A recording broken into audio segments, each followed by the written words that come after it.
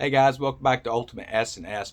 So I was doing some reading today on a few different forums, and one of the things I thought was pretty interesting, an article I had read, was saying that since the beginning of the year until right around the end of May is when that initial article came out, we have seen increases in our food prices of 4.5 to 5%.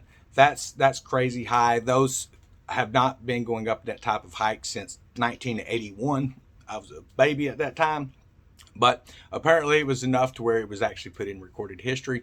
And one of the things that they're saying is by November to expect an additional 7.9 to 9% increase on top of what we're already seeing, guys. So that's just insane. I mean, we're talking for a year. If we're just saying 7% more increase, and we'll just take and say it was a 4% increase to May, you're looking at 11% hike on food, and they're saying it can be even higher. And one of the things that they're also warning about now, because of a lot of the water shortages and things that are being reported around this country right now, they're saying to expect just from the water shortage that there's going to be about 30% less food produced because of the water shortage.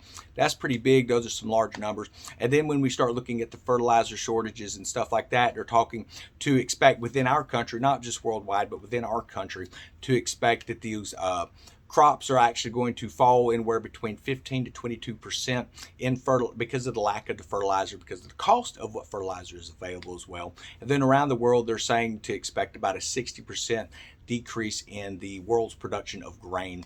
That is drastic. I mean, that is really bad, guys. So if you're not getting food now, if you're not stockpiling, I recommend that you do that, because one, the prices are going to get so high you're not going to be able to do it. We're already seeing empty shelves in the areas where I'm at, and other areas as well that are being reported in by our subscribers, our watchers and stuff like that. They're coming in, they're telling us about some shortages in their areas.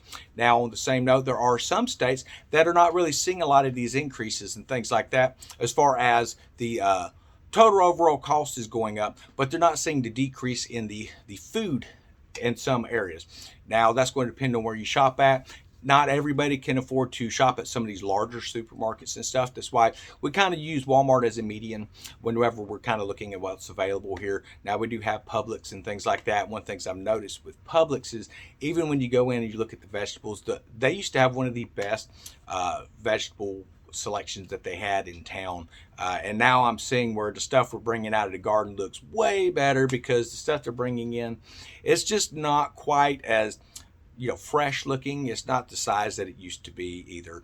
So when we get on here, we're talking about things, why you need to be getting food. We're talking about the empty shelves. We're telling you, get prepared, start prepping if you're not, and you need to make sure that your family's going to be well taken care of, especially if you're living in these western states, California, Utah, Nevada, and things like that, because these water shortages and stuff that's happening over there, they're saying it's because they're not getting as much rainfall.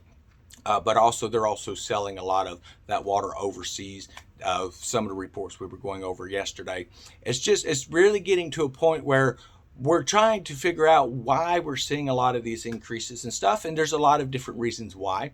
It could just be, some stuff happens. It can be planned as well. And it could be one of those situations where we're actually seeing fulfillments of prophecies and stuff. But regardless of what the reasoning is, guys, understand this: if you're not in a prepper mentality by now, you're going to have it very hard here really soon, just from what it's saying. And we're looking at just the agricultural part of produce and stuff. So we need to also look at what's happening within our meat factories and stuff as well. So one of the things that we feed our cattle and things like that is different types of grains. And when you're seeing that the worldwide grain export is fixing to basically almost be slashed in half, where's that grain going to come? Food that's feeding those cattle and feeding those different types of animals that you like to eat and things like that. You're going to start seeing even higher increases on your beef products, your pork products, even your poultry products and stuff. And a lot of the reason with the poultry product is H5N1 went through and has decimated so many flocks of commercial flocks. Now, as far as the average person keeps some chickens in the backyard, they seem like they're doing pretty good, because it's easier to follow a protocol to keep your flocks healthy and keep them protected from that simply by covering runs and keeping them from running freely in the yard where wild birds are coming around that's carrying the disease. So we need to look at it from that aspect as well.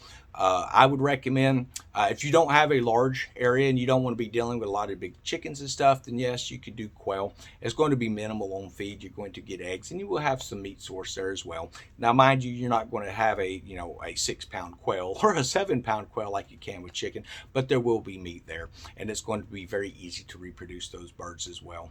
But I just want to warn everybody about the things that are coming up in this country, because every year you run into those people that, like, they go, well, I wished I had known this was coming. Why didn't the media tell us that this was happening and stuff? Well, understand, a lot of your mainstream medias and stuff that are out there now today, they're more for the entertainment value of stuff. You're not getting that hard-hitting news that's used to get when it came to our media services and stuff. So you have to really do a lot of due diligence, a lot of research on what's happening.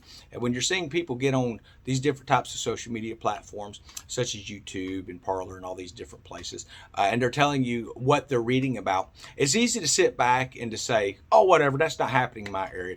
But understand, they're saying this is going to be across the country, that is going to be worldwide, and that we're going to see famine events right here in America. That is insane that we're going to see that. Then we're looking at the fuel cost. I don't know what it costs to heat your house or to cool your house. Some people have larger homes than they do others, but you have an average that you typically pay. And I think what's happening now over in San Antonio and some of the areas of Texas, where they're having these record streaks of 100 plus, and the temperatures is just insane. And then they have switched to a lot of these natural sources such as wind turbines and stuff, and they're having a problem keeping their wind turbines running. They're having issues with providing enough power for the homes that those are supposed to do.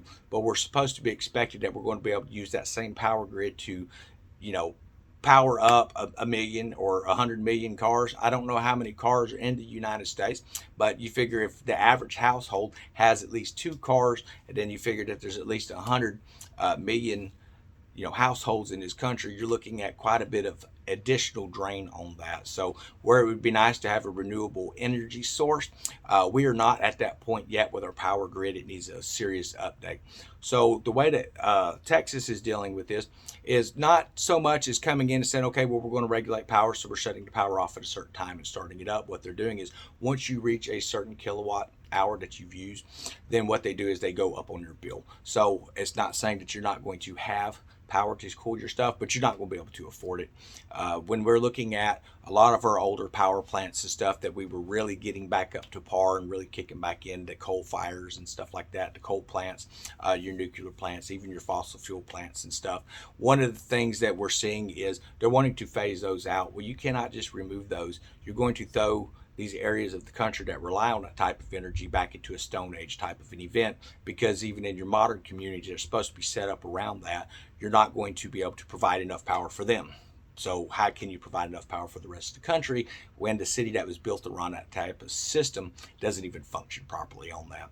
So again, guys, if you're not getting ready and you're not preparing, don't come crying to us. Don't come crying to the prepper communities wanting stuff and things like that, because we're telling you now, get food. You're going to need it. You need to get your food. You need to go out and try to get yourself to a sustainable level as well. So you don't even have to go out and just buy a bunch of food. You can start growing food yourself.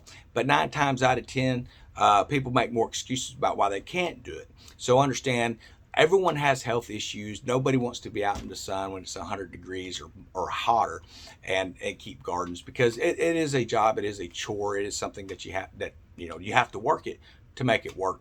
But you don't then come up and start asking people for free food when you're not even trying to provide for your own family, because these people are providing for their families as well. And then you get those types of comments that usually I will take and block, because I just don't want to deal with that type of stuff. Or there's people's like, yeah, go ahead and get prepared, get your stuff stocked up, because they're going to come and take what they have. Understand, this channel has a expansive playlist.